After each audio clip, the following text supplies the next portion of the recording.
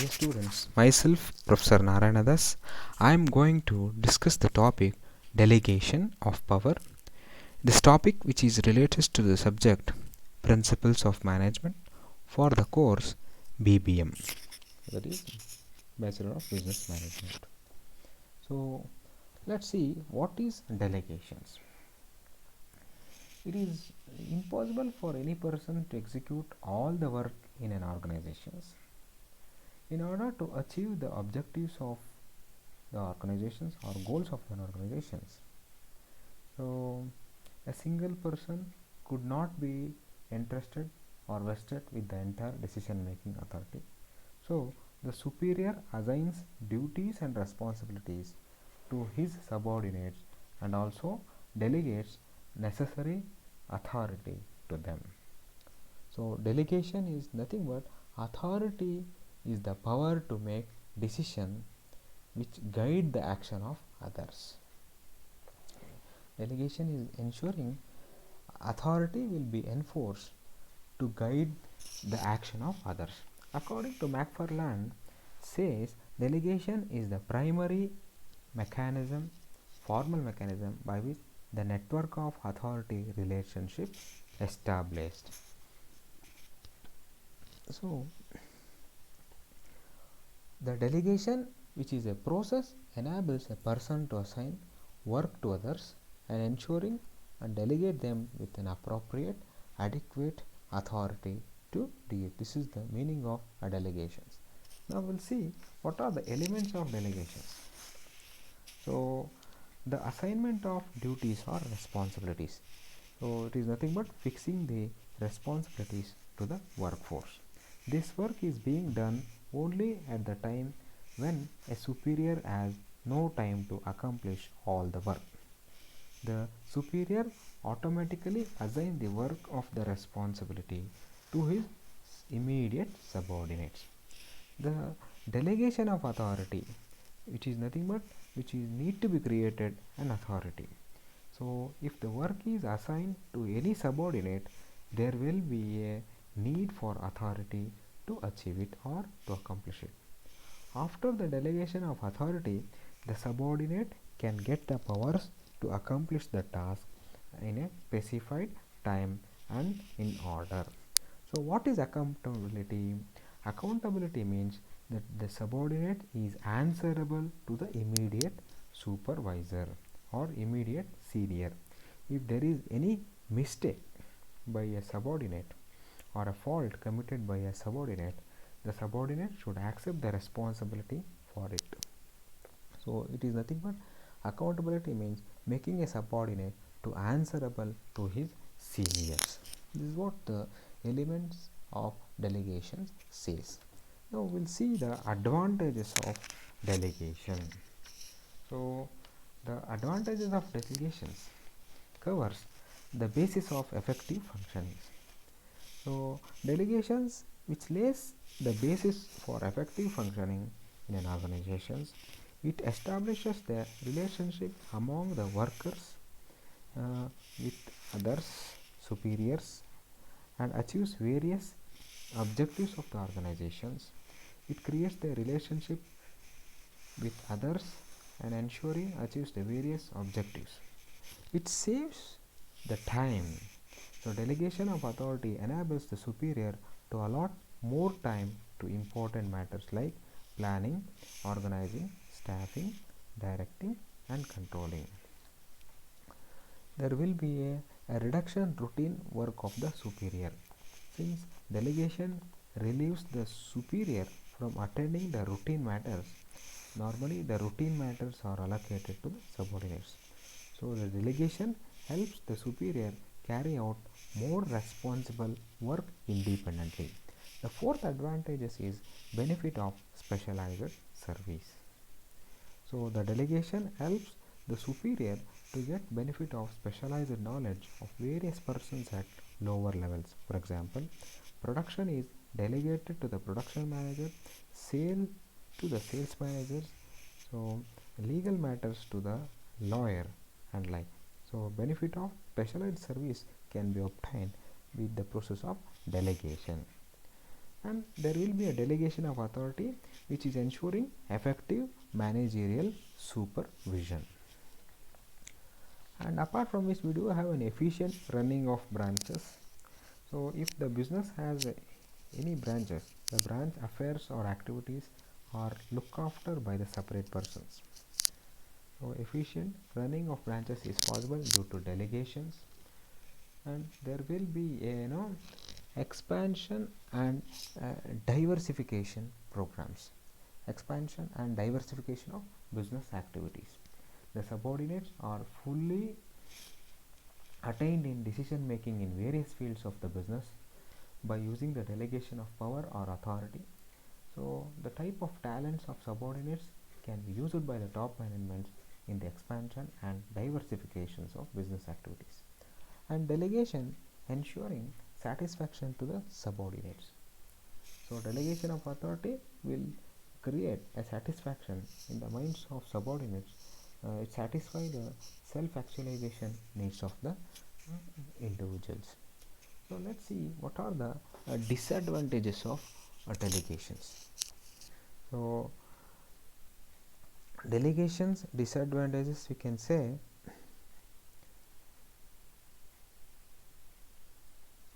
so autocratic attitudes of some supervisors. Some of the supervisors prefer to retain powers in their hands.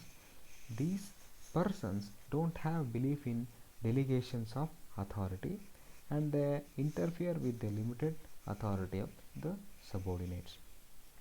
Second, the level of confidence on few subordinates may lack of confidence, I can say. Superiors also tend to show lack of confidence in their subordinates, or in the society life cannot be lived without responsing or reposing the ability of others. So each superior is expected to delegate his powers to the subordinates. If the delegation is not made, the superior has no chance to gain experience. So confidence has to be developed gradually on the basis of success of the delegation of authority. And there will be avoidance of risk. So risk may arise through the delegation process to a subordinate. Whatever may be the risk, the superior will have to take the responsibility for it. But only few managers are ready to take up the risk. And then inability of the subordinates. So the subordinates does not have any ability to accept any new work. The superior who knows the fact hesitates to delegate powers. And apart from which, we do have inability of the superior also. If the superior is an inefficient person, the work method and procedures designed by them are like to be faulty. So let's see the steps for delegation. So the steps for delegations, I can say delegations must be effectively managed in such a way there should be an effective establishment of goals. The purpose of delegation is to enable efficiently accomplishment of organizational goals, and there should be development of or developing personal discipline for supervisions. So superior should have a faith in the ability of his subordinates and tolerate the mistakes committed by them. So every subordinate will be ready to accept the authority for efficient performance. And there will be an establishment of definite responsibility. So the authority and the responsibility of each subordinate should be very much clear in terms. This will avoid the duplications of delegations. The fourth one is determine what to delegate. So this will be necessitate the appraisal of the capacity of the people and the needs of the jobs. Only authority appropriate to be delegated, and it will be considered also. And there will be a need for training. So subordinates should be properly trained in handling the delegated work. And reporting methodology. After delegations of authority, the subordinate is expected to submit a report on them. Only this way, superior will have a control on the subordinates. And of course, last but not least, control. The superior is held responsible to the top management even after the delegation of authority. It is very much necessary to establish a suitable control system to keep a careful watch on the performance of subordinates. These are the steps to be successfully delegating the task inside the organizations. And lastly, we are going to discuss about the principles of delegations. So delegations to go by the results expected, as the nature of duty has equal rank with the extent of delegation of authority. It should be noted that objectives of organization should be accomplished on time, and the authority and responsibility should commensurate with each other. Authority and responsibilities is, a subordinate can discharge his duties effectively and efficiently. There is a proper delegation of authority, otherwise subordinate cannot succeed in accomplishing the task. There should be a unity of command.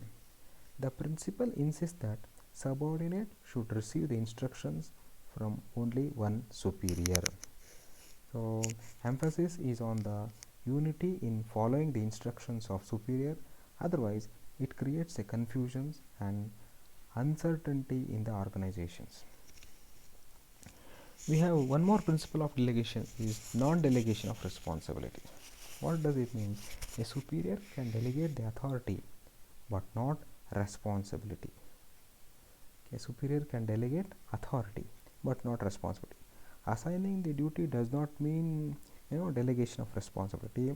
A superior should be in touch with subordinates to know whether the duties are performed and the authority is exercised properly.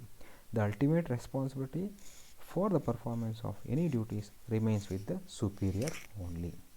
And apart from which, we have last but not least, definitions of limitations of responsibilities.